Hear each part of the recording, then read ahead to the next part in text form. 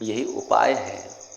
जबरन नहीं चाहते हुए भी नहीं करने दे रही है माया, मन नहीं बन रहा है, करने की इच्छा नहीं हो रही, फिर भी रूटीन बना करके जबरदस्ती, जैसे आप अपने बच्चों को, वो नहीं चाहता है कि हम पढ़ाई करें, स्कूल जाएं, क्योंकि उसको खेलने में मन है, फिर भी ज़बरदस्ती उसको पढ़ाते हैं ना, ज़बरदस्ती स्कूल भेजते हैं, ज़बरदस्ती उसको रूटीन देते हैं, फॉलो कराते हैं उस रूटीन को, क्योंकि उसमें भले वह दुख माने, भले उसे असुविधा हो, किंतु फिर भी उसका जीवन सुखमय होगा, उसका हित होगा, यह सोचकर उसकी सुविधा असुविधा सुख दुख का विचार त्याग करके ज़बरदस्ती उससे आप पालन करवाते हैं, दिनचर्या पढ़ाई उसे करवाते हैं।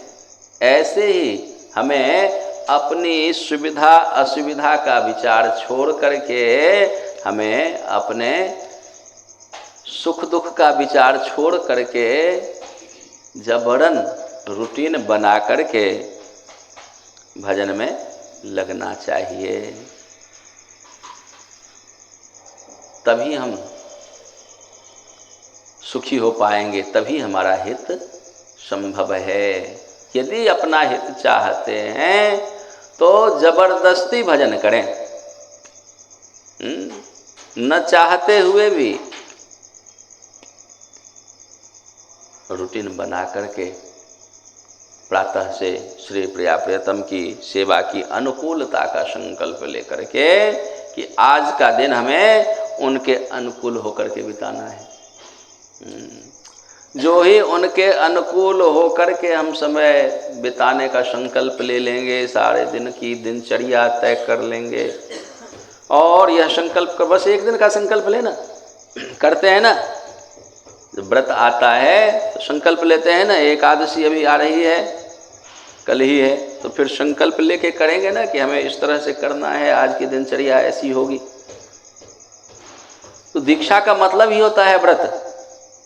आपने संकल्प लिया है कि हमें गोविंद का होना है, श्री प्रिया प्रियतम का बनना है, निकुंज की किंकरी बननी है, श्री राधा पद दासी बनना है, हमें निकुंज में प्रिया प्रियतम की सेवा में अपने आप को जोड़ना है, उसका तो आपने संकल्प लिया है, उसके लिए तो आपने दीक्षा ली है, उसी की दीक्षा है, उसी का बीजारोपण हुआ है, उसी का मंत्र मिला है आपको।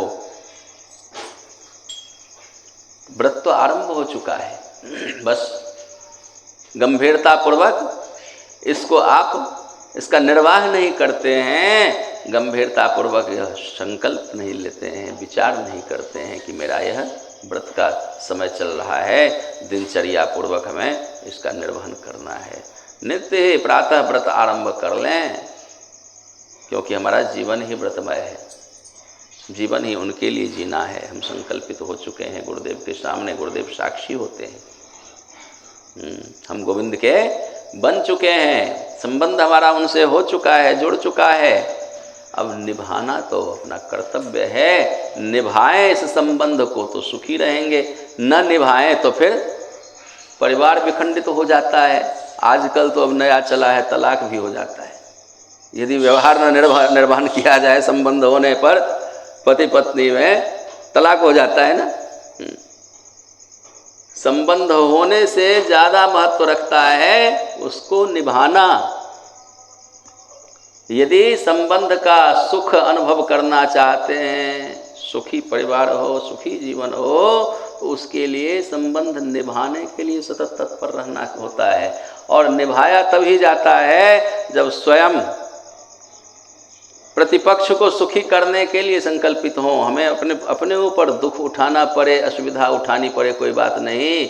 हमारा जिससे संबंध है, जिससे हम प्रेम जोड़ना चाहते हैं, वो सुखी रहे। जब तक यह भावना हृदय में न लाएंगे तब तक कभी संबंध प्रगाढ़ नहीं हो सकता है। जब तक संबंध प्रगाढ़ नहीं होगा, व्यवहार सुंदर नहीं होगा, तब तक जीवन सुखी नहीं होगा। संसार में यह बात निभा लेते हैं, 2 दिन का जीवन, क्षण भर का संबंध, कब टूट जाए कब बिछुड़ जाए पता नहीं। हाँ, फिर दूसरी बात, जिससे हम सुख की अपेक्षा रख रखे हैं वह स्वयं दुखी होता है। जिससे संबंध जोड़ते हैं हम सुखी होंगे, वो स्वयं तो दुखी रहता है, क्या सुखी करेगा। तब तो इतना संकल्पित रहते हैं, इतना व्यवहार में डूबे हुए रहते हैं कि कहीं कोई असुविधा न हो जाए मुझसे, उनके प्रति उनको कोई दिक्कत न हो जाए, व्यवहार बिगड़ जाएगा। किंतु जो हमारे नित्य के हैं, जो सदा सुखमय हैं, जिनके पास होने से ही दुख दूर हो जाता है, उनसे व्यवहार बनाने के लिए हम थोड़ा भी गंभीर नहीं होते हैं। उनसे हमारा व्यवहार बन जाए, मधुर व्यवहार बने, सुदृढ़ संबंध हो, सदा सुखी जीवन होगा हमारा, इसकी थोड़ी सी भी चिंता नहीं। हाँ, माया के बंधन में पड़ करके, मायावी सोच धारण करके निरंतर जो नहीं होने वाला है, जो है ही नहीं अपना, उसको अपना बनाने में लगे हैं। जो होने ही वाला नहीं है, उससे कभी सुख मिलने वाला नहीं है, वहाँ से हम सुख प्राप्त करने के लिए निरंतर नया नया आयाम ढूंढते हैं, नया नया ढंग ढूंढते हैं, नए नए तरीके से प्रसन्न करने में लगे रहते हैं। अरे थोड़ा सा वो व्यवहार जो संसार में हम कर रहे हैं, थोड़ा सा तो इनके लिए भी करना चाहिए ना। नहीं विश्वास है तो आजमाने के लिए तो कर लो, एक बार आजमा करके देखो क्या सुख मिलता है या नहीं मिलता है। इतना तो सोच सकते हैं, यदि नहीं मिलता होता तो जिस सांसारिक वस्तुओं के लिए दुनिया पागल हो रही होती है, उन सांसारिक उपलब्धियों को छोड़ करके संत जन महात्मा जन उसको लात मार करके कैसे फक्कर होकर उनके पीछे लगे जीवन अपना समर्पण कर देते हैं। यह तो सोचने की बात है। कुछ तो है, ऐसा कुछ मिलता तो है अवश्य ही, जिसके कारण संपूर्ण दुनिया की उन उपलब्धियों को, जिसे संसार उपलब्धि मानता है, उसे ठोकर मारकर छोड़ करके उनके चरणों में पड़े रहते हैं। कुछ तो है, स्वयं अनुभव नहीं हो रहा है तो कम से कम अनुमान तो कर सकते हैं कि जो कोई लगा हुआ है, जुड़ा हुआ है, छोड़े हुए, उसको कुछ न कुछ तो मिलता होगा। और एक बात तो निश्चित मानने की होती है, जो वस्तु उसको मिल रहा है, जो कोई सुख मिल रहा है उसको, वो निश्चित रूप से यह विचारना चाहिए कि संसार में रहते हुए संसार के समस्त संसाधनों को, उस संसाधनों की सुविधाओं के बीच में रहते हुए भी जो सुख आभास नहीं होता, जो सुख प्राप्त नहीं होता, वो सुख वहाँ मिलता है उसे। इसीलिए तो इस सुख को वो लात मार करके छोड़ के जाता है। अवश्य इससे बड़ा सुख होगा। नहीं अनुभव कर सकते, अंदाज तो अवश्य कर सकते ना, अनुमान करना चाहिए। हाँ, अनुमान करके भी तो कम से कम लोभ आए ना। दूसरे का सुख देखकर, वैसे भी मनुष्य का स्वभाव होता है, दूसरे का सुख देख करके लोभ होता है कि हम भी ऐसे सुखी हो। हाँ, तो जरा इसके लिए भी तो लोभ उत्पन्न हो, इसके लिए लोभ क्यों नहीं आता है। हम भी उस सुख से सुखी हों जो सुख भक्तों को प्राप्त होता है, उनके जनों को प्राप्त होता है। इस बात का लोभ क्यों नहीं आता, स्वयं में तो विचार कर सकते हैं। और नहीं आता तो भी कोई बात नहीं है, कम से कम इनसे प्रार्थना तो कर सकते हैं कि हमें वो इस सुख को प्राप्त करने का लोभ कब बनेगा। हे प्रभु, इतनी कृपा करो कि आपके चरणों की निकटता प्राप्त करने का लोभ बने हमारे अंदर में।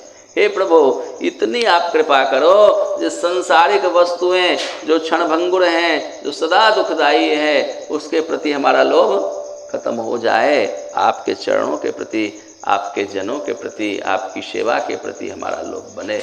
प्रार्थना तो कर सकते हैं। प्रार्थना करना भी भजन है। कभी तो दीन दयाल के भनक पड़ेंगे कान। कम से कम रोज इतना तो कहें कि अब आप अपने चरणों की सेवा प्रदान करें, अब आप अपने चरणों की सानिध्यता प्रदान करें। अब कब तक संसार में फंसाए रखेंगे। फंसने का कम से कम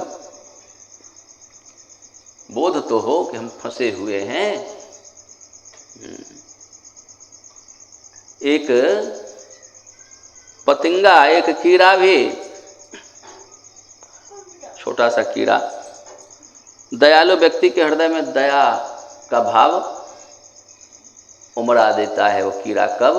जब कहीं पानी में पड़ गया, कहीं कीचड़ में फंस गया, वो तड़पता है, तो सामने वाले व्यक्ति के हृदय में दया भर आती है। अरे रे वो डूब जाएगा, मर जाएगा, उसको निकालो, कैसे भी निकालो उसको, नहीं? तो इतना तो करना पड़ेगा। कीड़े से कम ये बात सीख लें, जो तरप तरप करके व्यक्ति के हृदय में दया का भाव उमड़ा देता है, दया का भाव भर देता है, और व्यक्ति दयावश उसको निकालने के लिए अपने ऊपर ये लेकर के जैसे तैसे उसे बचाने के लिए प्रयास करने लग जाता है। हम यह बोध तो करें कि हम संसार में फंसे हुए हैं, माया के बंधन में, हम माया के पास में फंस गए हैं, हम निकल नहीं सकते, इससे उबर नहीं सकते। कम से कम तरफ तो हो, तब तो दयालु के हृदय में दया उमड़ेगी। आप कम से कम कहें तो उनको, उनसे निवेदन तो करें कि प्रभु फंसा हुआ हूँ, आप उबारो ना। कब उबारोगे? और फंसने की ही मांग कर लेते हैं कदाचित, जब कभी भी सानिध्यता मिले, निकटता मिले, कभी मंदिर में जाते हैं, कभी संत जनों के पास, गुरुजनों के पास गए, तो वहाँ भी और फंसने का ही ऊपर से आशीर्वाद मांगते हैं कि कुछ और ऐसा मांग लिया जाए ना। वही करते हैं ना, संसार की वस्तुओं की ही कामना करते हैं वहाँ जा कर के भी। यह तो वो दरबार है, यही एकमात्र वो दरबार है जहाँ आकर के निष्कपट भाव से संसार से उबारने के लिए, अपने चरणों से जोड़ने के लिए इनसे हमें प्रार्थना करनी चाहिए। और कहाँ जाके करेंगे? और कोई उबारने वाले नहीं हैं, एकमात्र ही हैं। इसलिए इनका नाम मुकुंद है। मुक्तिम ददाति इति मुकुंद, जो मुक्ति प्रदान करे ना, उनको मुकुंद कहा गया है। कम से कम इसके लिए प्रार्थना तो करनी ही चाहिए। कुछ करें न करें, भजन में मन न लगे, इतना तो करें कि हम प्रार्थना करें इनसे। हम संसार में फंसे हुए हैं, यह बोध करें। और यदि इसी में आनंद मिल रहा है, आनंद ले रहे हैं, तो फिर उनको क्या बीता है, क्या गया उनका जो आएंगे परेशान होने आपके पीछे। मछलियाँ पानी में तैरती रहती है, कितना ही बड़ा दयालु व्यक्ति हो, उसके मन में क्या दया आती है कि ओहो बेचारी को निकाल दें इसमें से? नहीं आती ना दया, क्योंकि उसको भी आनंद मिलता है। और खड़े होकर के, तट पे खड़े होकर के उसके अटखेलियाँ देखने लग जाता है कि देखो देखो क्या तैराकी भर रही है मछली। हाँ, कीड़े पतिंगे पड़ जाए पानी में, तरपने लग जाए, तो फिर व्यक्ति जा करके उसको निकाल देते उसमें से। तो यदि हम इसमें सुखी रह रहे हैं, यदि इस संसार में रहते हुए लग रहा है कि ओहो बड़ी कृपा राधा रानी की, सब कुछ दिया है, क्या नहीं दिया है, तो यदि इसी को आप कृपा मान रहे हैं, तो फिर वो क्यों आपके लिए परेशान हो, क्यों कृपा की दृष्टि निक्षेप करें आपकी ओर, ये विचार करें। हाँ, फंसे हुए हैं तो उसका अनुभव होना चाहिए, तड़प होनी चाहिए, उनके चरणों तक पहुँचने के लिए निरंतर निरंतर चाह होनी चाहिए, तभी बात बनेगी, और कोई उपाय नहीं है। इसलिए